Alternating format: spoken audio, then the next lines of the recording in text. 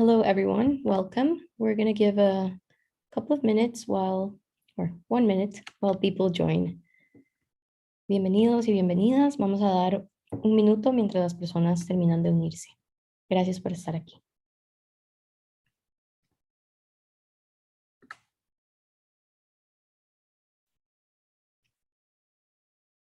While we start, please write your name, organization, and where you're joining from. And remember to select everyone when writing in the chat, because it automatically sends messages to panelists only.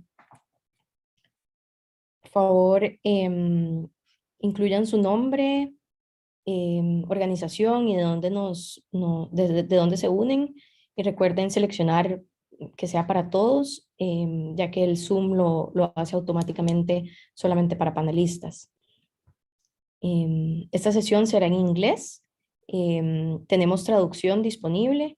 Entonces asegúrense de ubicar la configuración de traducción si necesitan escuchar en español.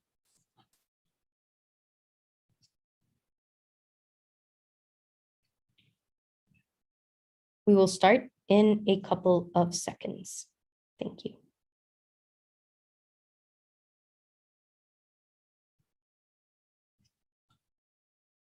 Hello, Scott. Hello, Esteban. It's nice to see that you're joining us.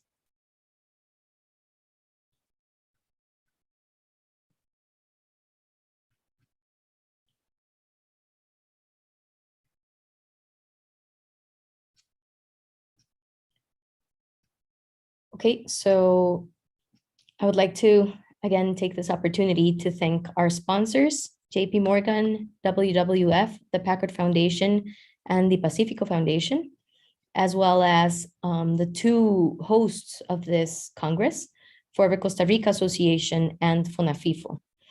I would now like to welcome Catherine Matthias, who is the Conservation Finance Project Manager for the Wildlife Conservation Society. And she also collaborates and supports the work of the Conservation Finance Alliance, CFA. She is the co-author of the Annual Conservation Trust Investment Survey, CTIS, which is a study of the investment management practices of conservation trust funds. She's also the project manager of all the educational projects related to the CTIS and serves as a consultant to conservation trust funds and other organizations on governance, resource mobilization, organizational effectiveness, and risk management. She's the co-author of Conservation Trust Funds 2020, Global Vision, Local Action. And from 2015 to 2017, she led the Secretariat of the Conservation Finance Alliance through an institutional transition and continues to provide support on special projects. Katie earned a master's in public and private management from Yale School of Management, with concentrations in strategy and finance, and a bachelor's degree in political science from Tufts University. Welcome, Katie, and thank you for being here. Thank you, Maria Luisa, and thank you to everyone. It's so nice to be here with you, and I wish we could be in person. I look forward to when that can happen again. The panel that you're about to see is not only part of the RedLAC Assembly, but also part of a webinar series that the Conservation Finance Alliance has been hosting for the last 9 months. In October of 2020, the CFA launched the 2020 edition of the Practice Standards for Conservation Trust Funds. This comprehensive effort was put together by the Environmental Funds Working Group of the Conservation Finance Alliance, with a dedicated task force of volunteers who worked throughout really 2 years to work on this update of the 2014 edition, which was written by Barry Spergel and Kathy McKeaton. So the 2020 edition builds on that original base of the original edition from 2014. The consulting team from Wolf's Company and Aligning Visions did the work on both the update of the practice standards, as well as the 10-year review of conservation trust funds, which, as Maria Luisa mentioned in the introduction, was Conservation Trust Funds 2020 Global Vision Local Action. we were lucky to have them working on that and being able to combine those two projects so that the practice standards benefited from the 10-year review and vice versa. And one task force was able to work on both projects with the consulting team. So in January of this year, we launched a webinar series. Each month, we delve into a different area of the practice standards. There have been 8 so far. This is the 9th. And is basically being co-produced with RedLAC, as all of the webinars have been this year. So we started with a general overview, and then in each of the subsequent months, February through August, we've tackled a different new core area or cross-cutting theme from the practice standards. And you see the list of topics that we've covered so far. All of these webinars have been recorded and are available on the CFA website. We'll put up the link to the webinar series and invite you to please visit the past recordings of any that you're interested in learning more about. They're intended, and they follow a similar format to the session that we'll have today, which is they're intended to provide both an overview and context of topic as well as specific case studies on how conservation trust funds have been using the standards in those specific areas. So today we'll have a context overview by Viviana Lujan, who is one of the co-authors of the 2020 edition of the practice standards, as well as case studies from Pact Belize and from the Micronesia Conservation Trust. So with that, let me turn over to Viviana, who will give an overview on this context, on the topic of accreditation and how conservation trust funds have used the practice standards to support their efforts to be accredited to major multilateral organizations like the Green Climate Fund, the Adaptation Fund. Viviana is an investment manager with Climate Asset Management. She has over 15 years of extensive multidisciplinary and international experience in public-private approaches to environmental finance and biodiversity management. She was a partner at Wolf's Company, where she co-authored, as I mentioned, both the 2020 practice standards for conservation trust funds, as well as Conservation Trust Funds 2020 Global Vision Local Action. From 2015 to 2019, Viviana was also a legal consultant at the Green Climate Fund. Prior to becoming a consultant, she worked for 7 years as a senior finance associate at 2 major international law firms in the Netherlands, where she advised a wide range of actors on project finance, corporate finance, and climate finance transactions. Viviana has a law degree from the University of Costa Rica and a master's in environmental and resource management from the University of Amsterdam.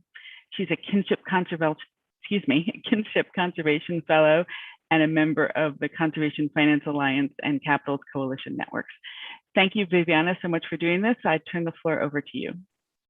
Hi, Katie, and everybody that's listening. Thank you very much for joining the session, and to UCS, CFA, and RedLAC for inviting me.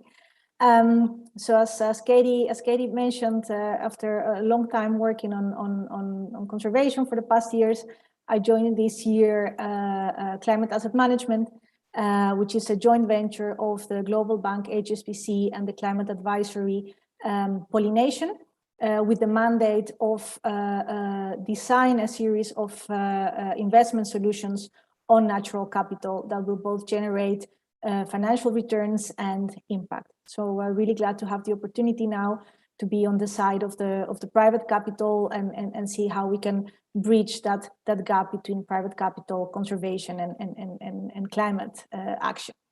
As Katie mentioned, I'm giving an introduction today on basically what is accreditation and what's the status of accreditation on conservation trust funds, and why are the practice standards a useful tool for accreditation. So basically, the first question is, what is accreditation? Is a buzzword, I think, for many of you, and it's basically, if we look at these 3 multilateral financing mechanisms, people call them funds or UN entities, depending on which one you look at. But in the end, they're basically a multilateral financing mechanisms which have received funding from a series of countries and are managed centrally to be able to provide funding. And the way they work is that they provide funding through a series of entities or organizations that have passed the accreditation process. I will come in a minute exactly what the accreditation process is about and what are the requirements. But once they have passed this process, it enables them to access to the funds directly from these financing mechanisms and bring them to the ground.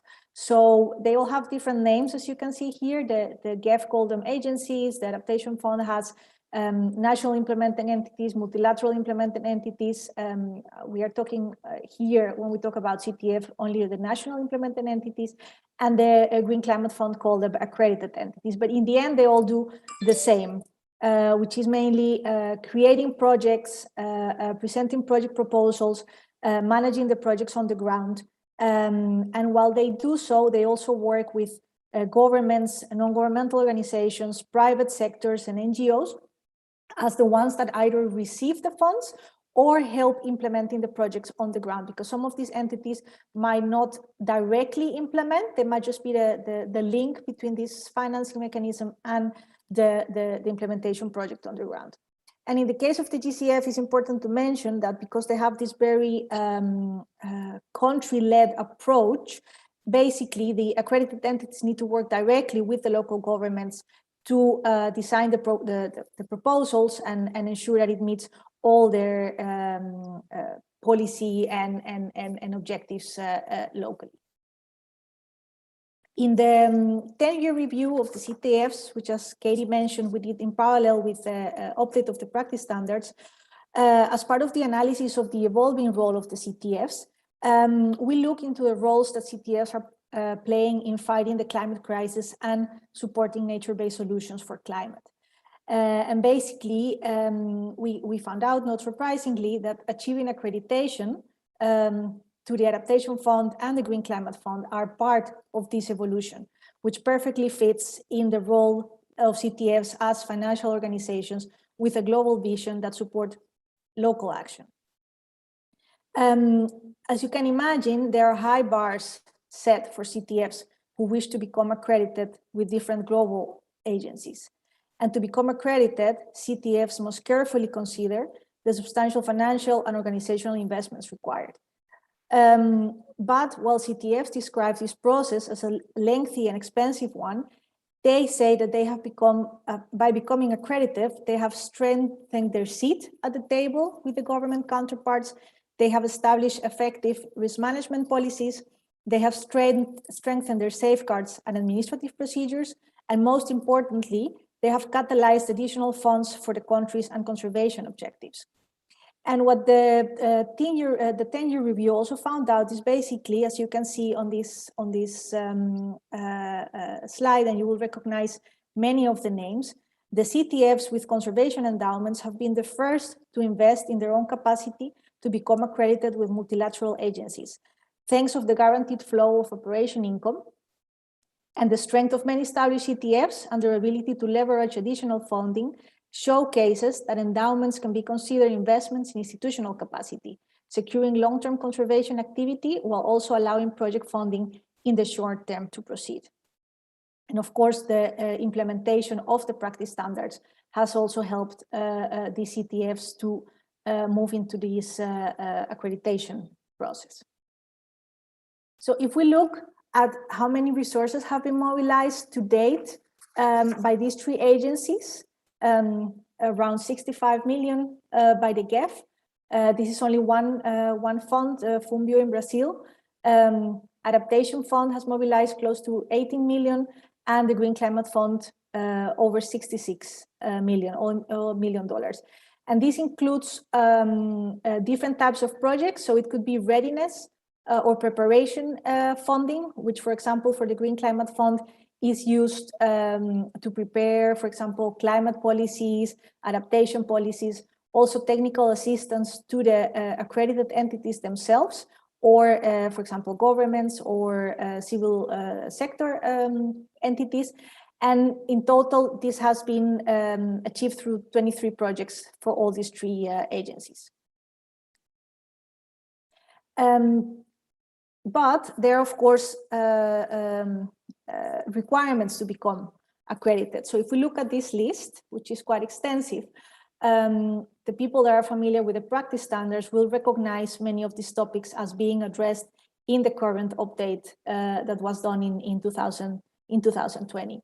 And not only does the CTF need to have all these policies and procedures and in place, but they also need to be compliant with the multilateral mechanism policies and procedures. So it may mean that having a gender policy in place might not be enough, but you will need to adapt it, or maybe you will need to adapt it if you request accreditation for the three of them. So basically, the full cost of implementation will have to be weighed against the benefits of accreditation. It might not be feasible, at least at one moment in time, for a CTF to do it, but it could be also like an ambition in the horizon. And this ties again into the importance of maintaining secure operational funding for CTFs to be able to invest in the systems that are needed for building a strong and transparent institution.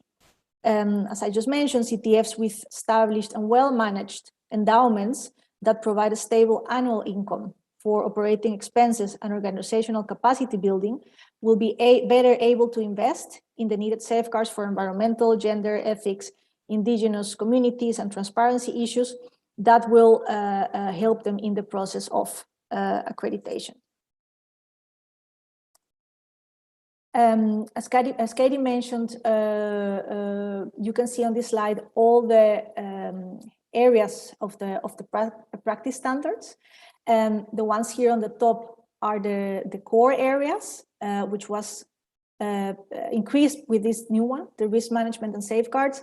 And these ones here are the 4 cross-cutting themes, which are not a core area on themselves, but they are mentioned, or they come into each of the core areas. So all the topics that are in yellow are the new additions or the new standards in this new revision of 2020.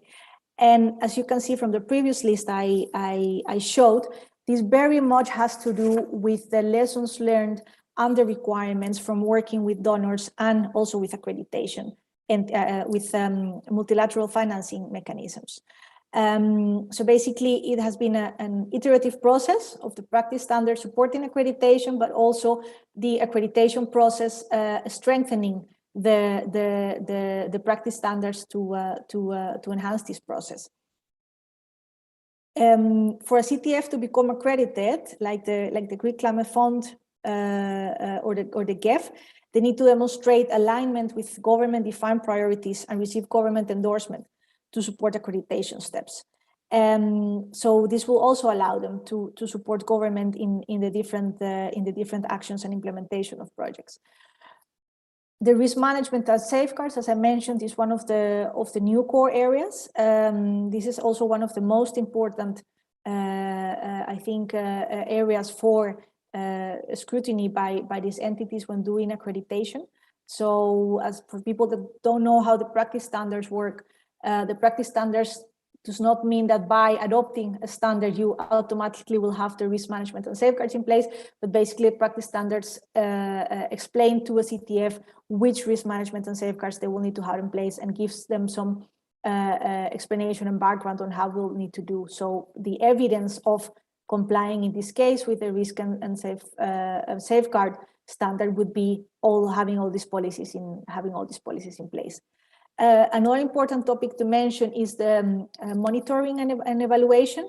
This used to be a core area, but it was found during the review of the practice standards that monitoring and evaluation is not a standalone standard, but it actually also cross-cutting to all the different topics. And this also is relevant for the accreditation process, because as being an accredited entity means that you will have to have very strong monitoring and evaluation systems in place to be able to report yearly on the project implementation, but also on all your policies and procedures.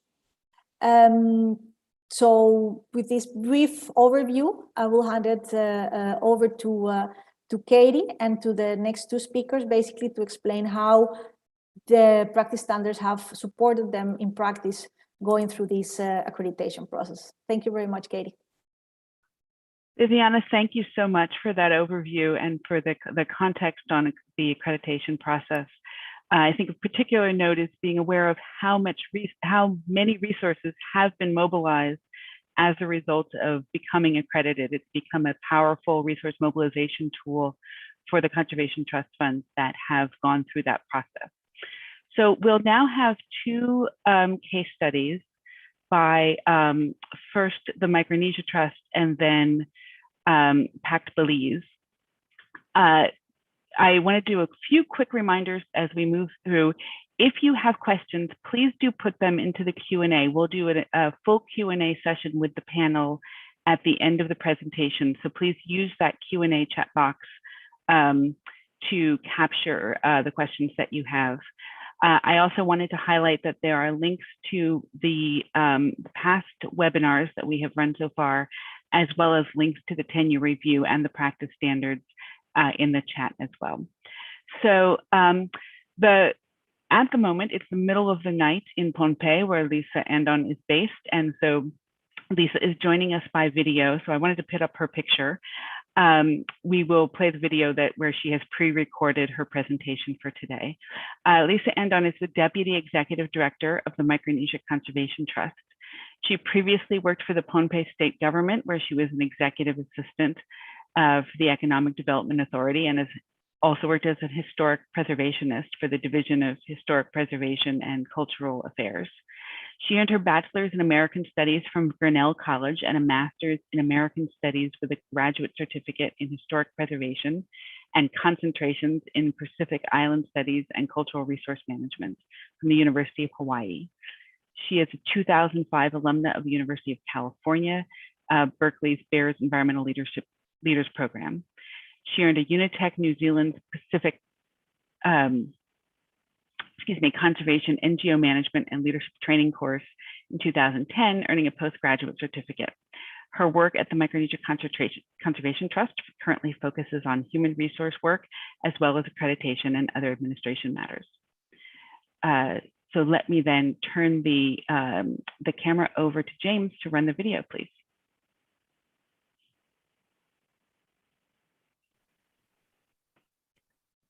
Okay, thank you, everybody. My name is Lisa Ranahan Anton. I'm the Deputy Executive Director of the Micronesia Conservation Trust, and I'm happy to be presenting to you today. The Micronesia Conservation Trust, here is our mission and vision statements. Our vision is enduring partnerships that conserve our land and sea to improve the quality of life for communities across Micronesia. And in order to do this, we build partnerships, raise and manage funds, make grants, influence policy, and provide conservation and financing expertise. We work in the Federated States of Micronesia, the Republic of the Marshall Islands, the Republic of Palau, the Commonwealth of the Northern Marianas, and the U.S. territory of Guam. Our board is currently updating our strategic action plan, and there will be some minor changes to our vision and mission statements, but our work will remain basically the same going forward. We kind of work in the middle between external and national and regional entities, bringing in international funding, the ideas of thought leaders and conservation experts and international policy. We bring that into MCT and we disperse that knowledge and that funding to our local partners and to projects, community leaders, and Micronesian governments. And then similarly, we take the results of the work that they do and their thinking and what works on the ground here and funnel it back out to the wider world. We try to take at least 80% of the funding that we bring in is re-granted or goes directly to work on the ground. We try to keep our admin costs down as much as we can, and we connect Micronesia to the broader conservation community. So that's kind of the way we operate, general thinking. We were incorporated in 2002 in the Federated States of Micronesia as a charitable irrevocable corporation. Like I said, we serve all of the jurisdictions of the Northern Micronesia, American affiliated countries and territories. Our governing board consists of 7 regional trustees, 3 international trustees, one based in Japan, 1 based in the United States, and 1 based in Europe. And we have an ex officio donor representative. We maintain 501c3 tax exempt status in the United States. Currently, we have an endowment of roughly $27 million. The people that we serve include Micronesian conservation organizations, local governments, local communities, and technical partners. And we maintain accreditations with the Adaptation Fund and the Green Climate Fund. So in terms of the kinds of funds that we manage, we, like I said, have the Micronesia Challenge Endowment at $27 million. We have an operational endowment at about, oh, I'm sorry, I reversed those.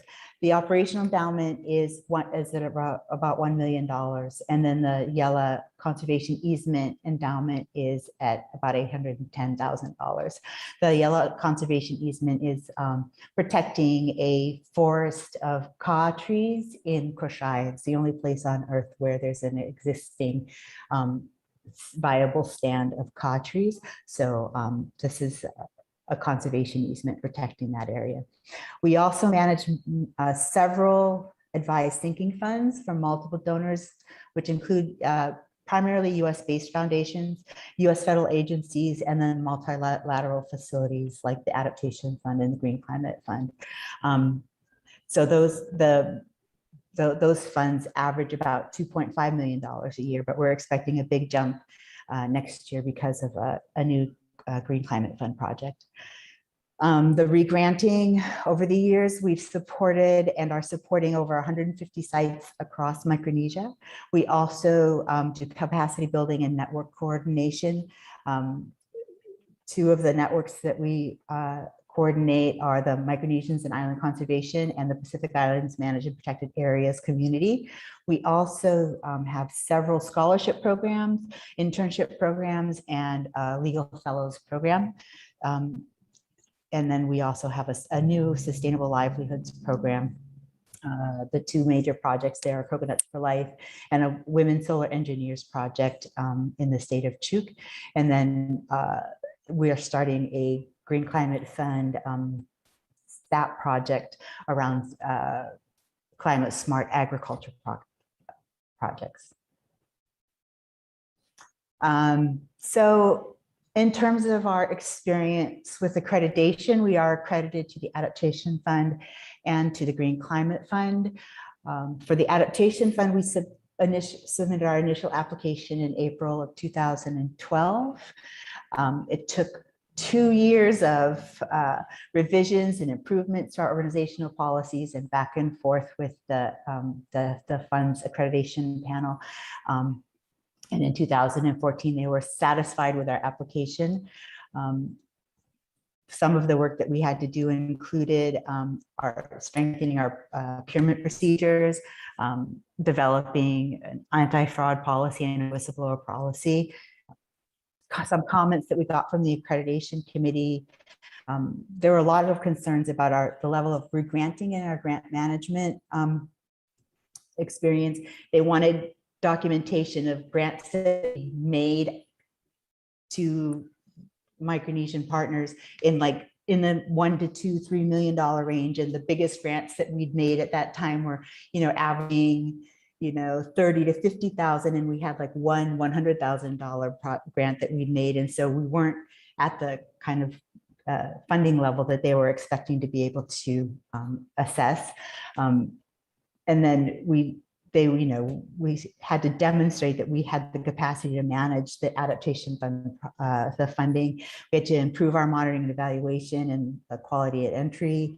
They wanted stronger oversight from our board of trustees. And then there was a long running conversation about internal audit.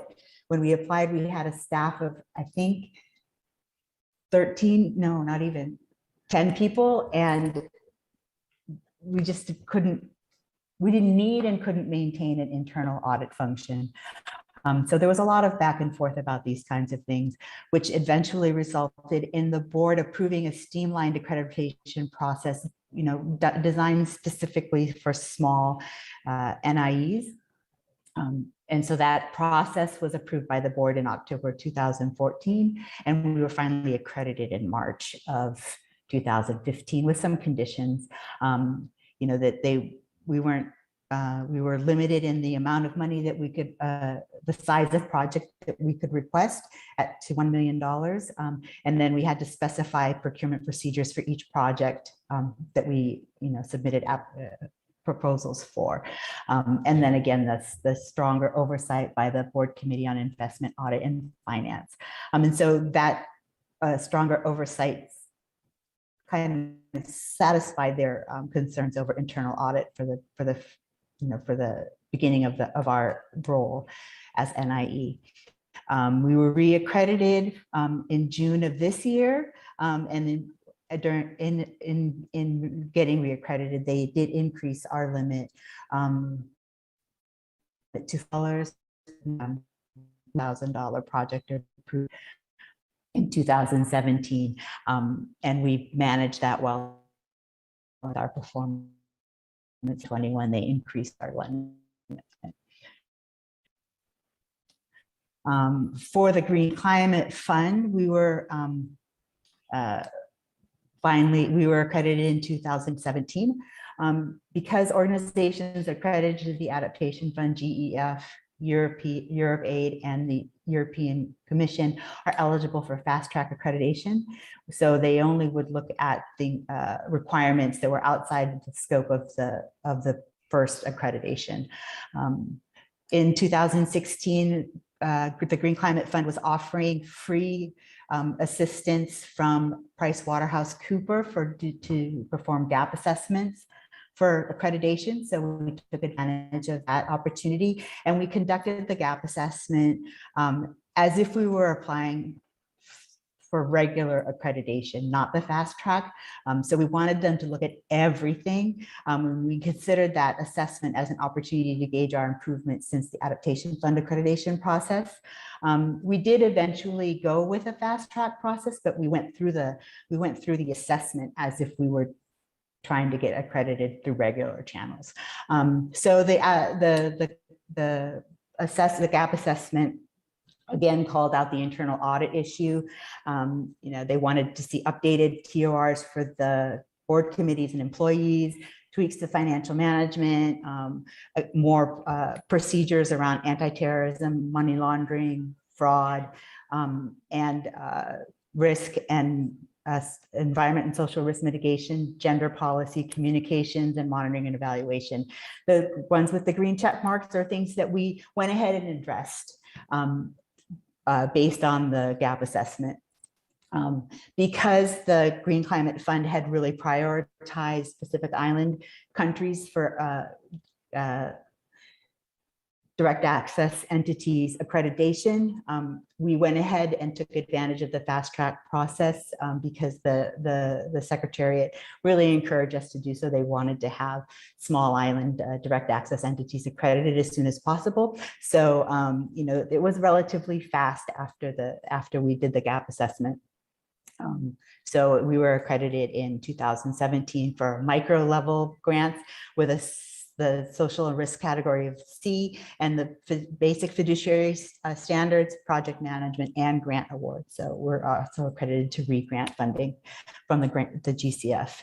We did our midterm accreditation review this year, and we continue to meet all of the relevant accreditation standards. And so the Secretary will be recommending to the board next month that we remain accredited. What we learned from the process is, and kind of our approach to it, was that we undertook the both accreditation processes as an exercise in building our own capacity for its own sake, in the interest of improving our organization in order to better serve our stakeholders. So our kind of thinking was that, regardless of whether we get accredited or not, we'll use this process and all of the external, assessments and questions and review processes as a way to make our organization better, just to get better. It was an opportunity to reevaluate our performance, our policies, and so on and so forth, just for its own sake, so that we could serve our stakeholders better. We were extremely persistent. We'd get really tough questions, and we'd had a lot of naysayers, and we, did our best to answer questions. And then we had to push back sometimes too, and just repeatedly tell the Adaptation Fund or the Green Climate Fund, hey, we don't have examples of $100 million projects that we've made to local stakeholders. We can't give you that, but here's what we do have. And so there was a lot of back and forth and around the internal audit issues, things like that. And we never ever hesitated to ask for help or to accept help when it was offered. And from what may have seemed like unlikely sources, so we had to think creatively and see where we could find, help and assistance and support, endorsements, and so on. And again, push back and challenge when necessary. And then also be very aware of and leverage the fund's stated priorities. Like I said, with the Adaptation Fund, they had just, started a big push to accredit small entities, small direct access entities. And so, we kind of jumped on that and leveraged it, and we felt like we could push back because we knew that they really wanted us to be accredited at the end of the day. And so, and with the Green Climate Fund, the ambassador from Samoa had just stepped down as co-chair, and at the board meeting in Samoa, they announced a focus on accrediting Pacific Island entities. And so we kind of, we knew about that, and we had a lot of support in the Secretariat based on that, and took advantage of that, when we were going through the accreditation process. What might have we done differently? We probably would have sought assistance from fund-specific experts early in the process. We did get help from experts early in the process, but not ones that were specifically experts in the Adaptation Fund accreditation requirements or the GCF accreditation requirements.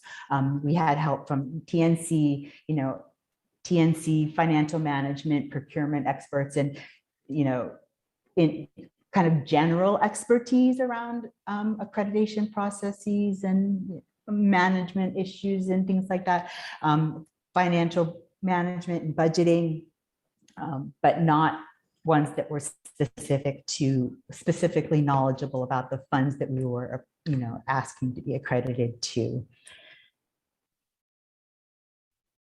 Oh, it's not clear. So in terms of what might be the advantages, benefits of accreditation, we obviously are able to bring in increased funding for climate change adaptation work and projects. And then just having, that little check mark by accredited to Adaptation Fund, Green Climate Fund, and also the 501c3 status in the US, it improves donor confidence. Donors are, more, sure that we're able to manage any funding that they send our way. It also has heightened visibility of and awareness of our work, partly because, we were, the first really small accredited entity to the Adaptation Fund. We were one of the first accredited in the Pacific. So being the first was part of that, but just in general, being accredited to these entities, raises your profile. And it's also strengthened our governance and operational capacity. Drawbacks might include the increased internal organizational formality that's required. We have a small staff. We started very, very small and informal, and felt like we were nimble and flexible. And So the increased organizational formality required is sometimes uncomfortable for us. There's increased monitoring and reporting burdens, both for MCT and then we also then end up having to pass some of that on to our grantees. And they don't always have the capacity to do that, which then increases our workload helping them through these requirements. So it's kind of a vicious circle there. And we're working to deal with it. And it, and just the costs and time and effort to maintain the accreditations and the manage the added requirements. And then for the core topic of this session, I think, is the relevance of the practice standards for the CTFs. This document wasn't available actually when we first began our accreditation journey, but it really would have been useful if it had been available, because the standards that are in the document are really in line with Adaptation Fund and GCF requirements for policies and documentation. And the policies and types of documents and evidence in support of procedures that were requested by the Adaptation Fund and the GCF are included in the standards. So if you have all of these things in place, going through the accreditation process would most likely just require like small tweaks in what you have existing, because the standards are very much in line with what's expected of organizational management. And I think that's the end of my presentation. So I'll say kalangan, which is thank you here on Pohnpei. Oh, I'm sorry, the email address is incorrect. I'm Lisa Ranahan Endon, and it's deputy@ourmicronesia.org rather than adaptation. And those are our social media connections. Thank you very much. Great, thanks, James, and thank you to Lisa remotely.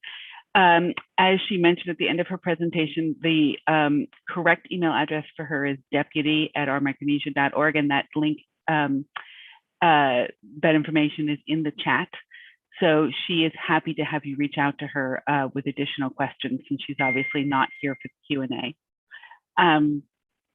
I am now going to turn the screen over to Nayari Diaz-Perez from the PACT Belize. Neri is the Executive Director of the Protected Area Conservation Trust, or PACT, in Belize. She is a Belizean professional in the conservation sector with over 17 years experience in protected area financing, policy planning, development and implementation, as well as climate finance, and has substantial experience in actively engaging with private, public, and civil society organizations, both nationally and regionally, as well as with multilateral and international institutions. Neri, thank you for sharing your experiences with us. The floor is yours.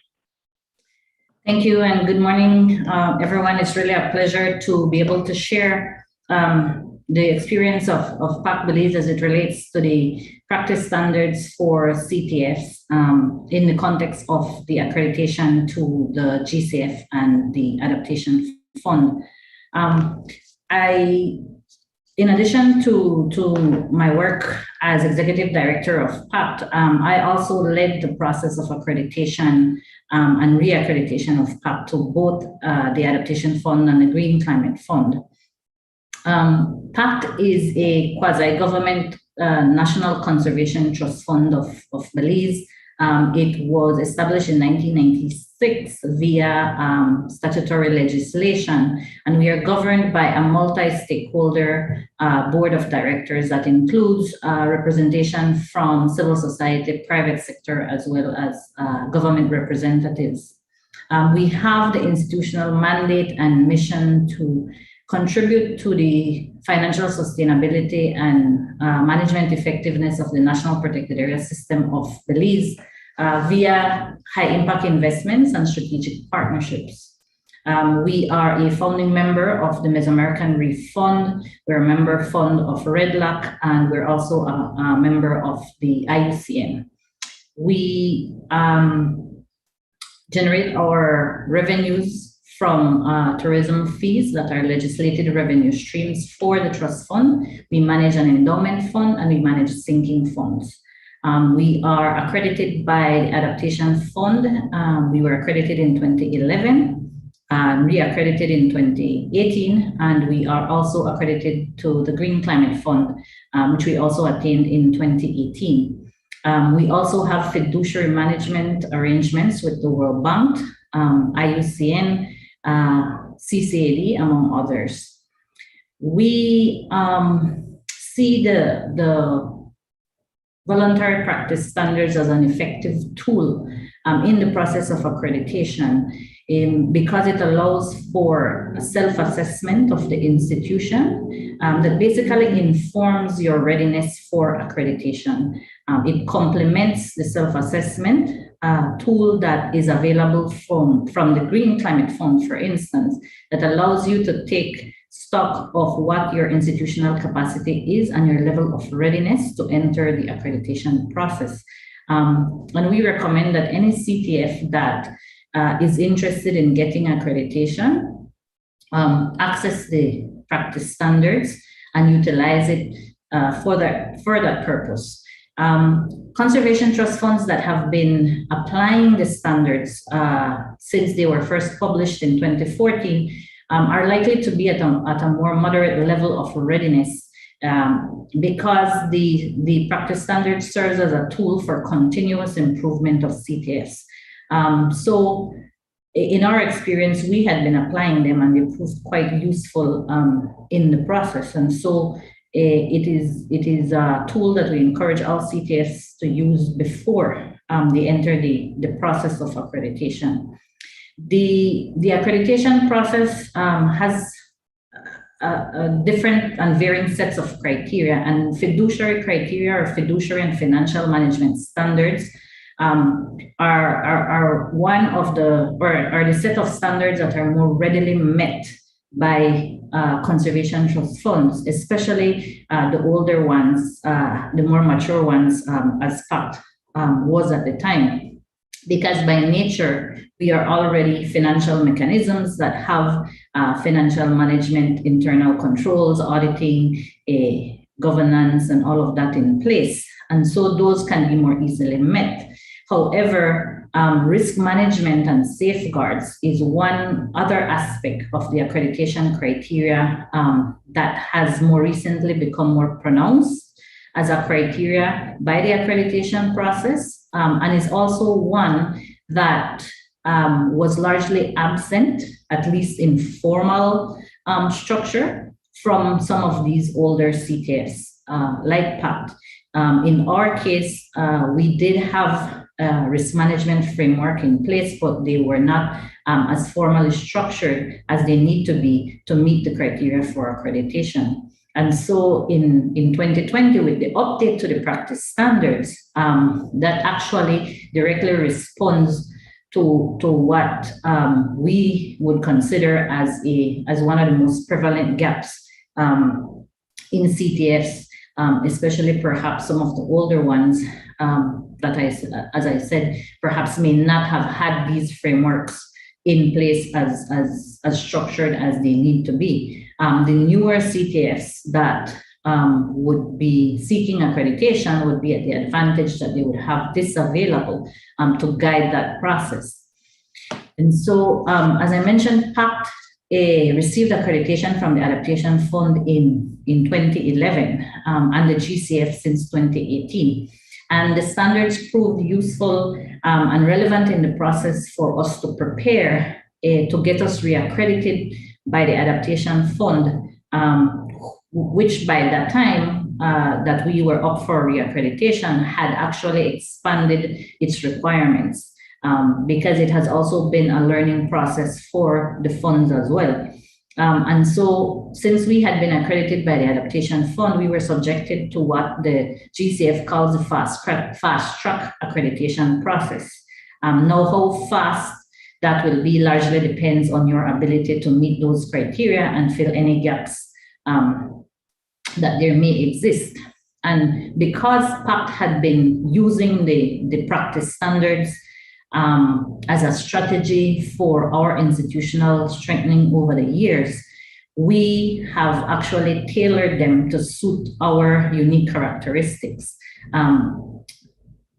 as I had shared earlier, we are a quasi-government trust fund, which is not your traditional private independent trust fund. And the practice standards, while they center or target private independent trust funds, they can be suited to the nature of any conservation trust fund, independent of whether you're a new trust fund, whether you're an older trust fund, or a semi-public trust fund, as is the case with PAC. And so we had been tailoring them and utilizing them.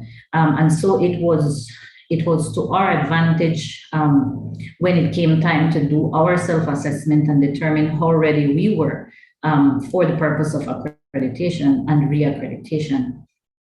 So the younger conservation trust funds have the advantage of having the practice standards as a guide to their development, and they can readily use them to ready themselves for that process. The accreditation process is going to be as easy as you are ready. It largely depends on how quickly a CTF can fill any gaps that are identified by the process. And so if the practice standards are already being applied, as was with our experience, it is an advantage, and it will make a huge difference in the experience that the CTF will have.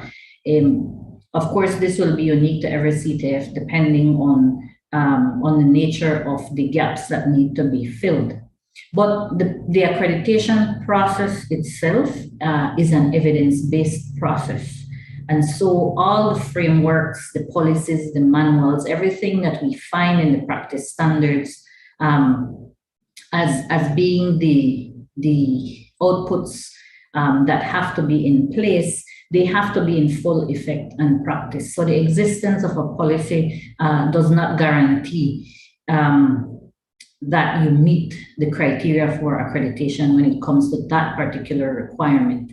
So these frameworks and policies and manuals can't just exist for you to tick off a checklist, for instance. This is where the assessment tool of the practice standards becomes very useful and relevant, because if you've been using that assessment tool to determine how effectively you have been applying those standards and how effectively you have been meeting those standards in the natural course of your growth as a conservation trust fund, your development as a conservation trust fund, then that is going to provide that baseline that you need, and it's going to inform whether you are ready or not ready. As Lisa mentioned in her video presentation, there will be things that you simply will not have, and you have to demonstrate. You have to show that you are capable of managing multilateral funds in every aspect of management, from the fiduciary internal controls to the project implementation, and to the stakeholder engagement and communications as well. So it's all of these aspects that you have to demonstrate, and it's a process that's very evidence-based. Also, and because of that, accreditation is a process that might appear to be onerous to some CTFs. And we found that in our engagement with other CTFs and even other agencies that are not CTFs that have sought our assistance with the accreditation process. And although it might appear to be a tedious process, it also brings many benefits to conservation trust funds. What we have found was beneficial to us, and some of the benefits that we have seen is that it has allowed us for marked institutional strengthening, to achieve marked institutional strengthening. We had been using the practice standards throughout the years, ever since they became available. As a member of RedLAC, we have been utilizing those as our own internal strategy to continuously build the capacity of our organization to deliver on its mandate. But going through the accreditation process actually takes you up a notch when it comes to really targeting those areas of capacity that may have existed and you were challenged to fill.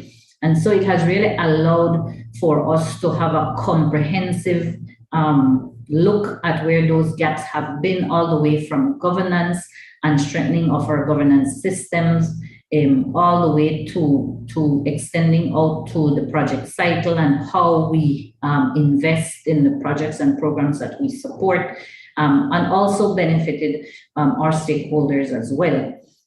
So the institutional strengthening and the capacity building has extended beyond just us as the Conservation Trust Fund, but even our partners and beneficiaries and grantees that we work with.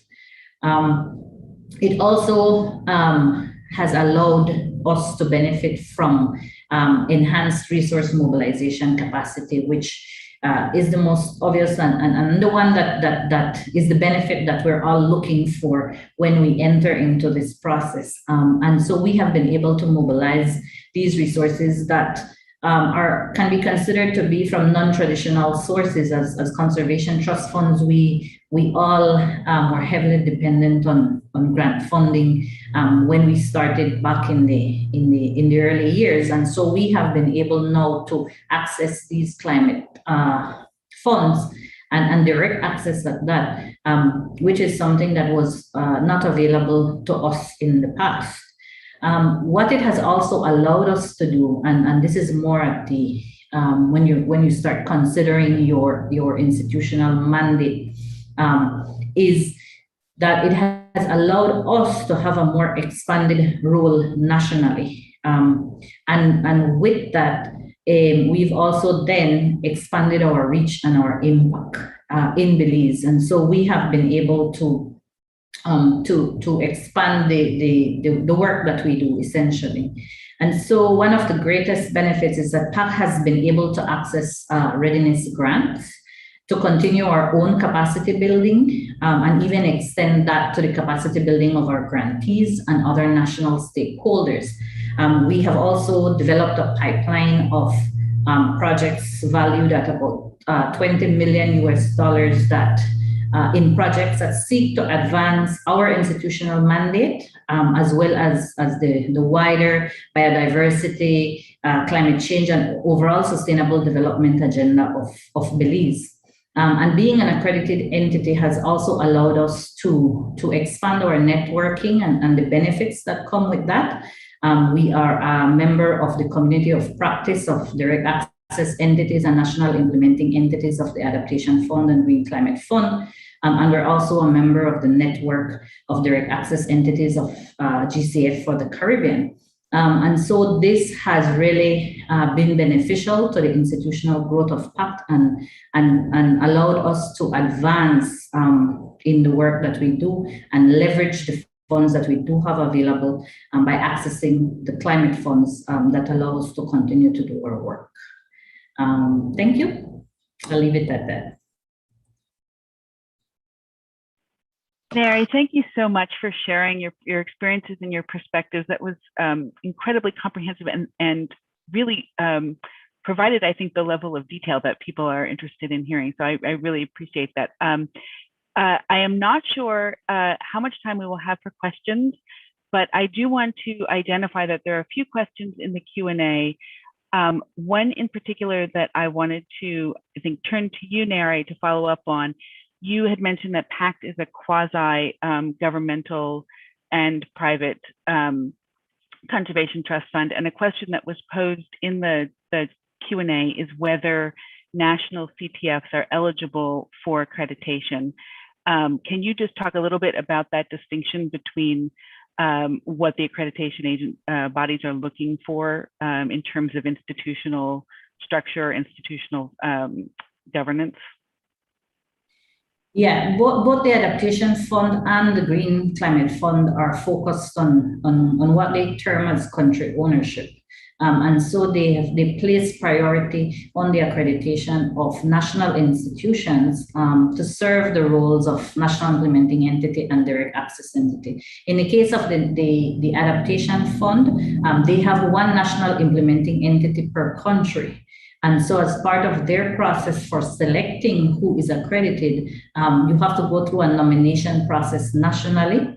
And so the designated authority of the country, that is the designated authority to the fund in question, needs to go through the process of identifying a nominee and making a nomination to the fund for that entity to go through the accreditation process. In this case, our national designated authority to the Adaptation Fund is our Ministry of Finance, and they identified PACT for our experience, our track record as a financial mechanism to serve that role.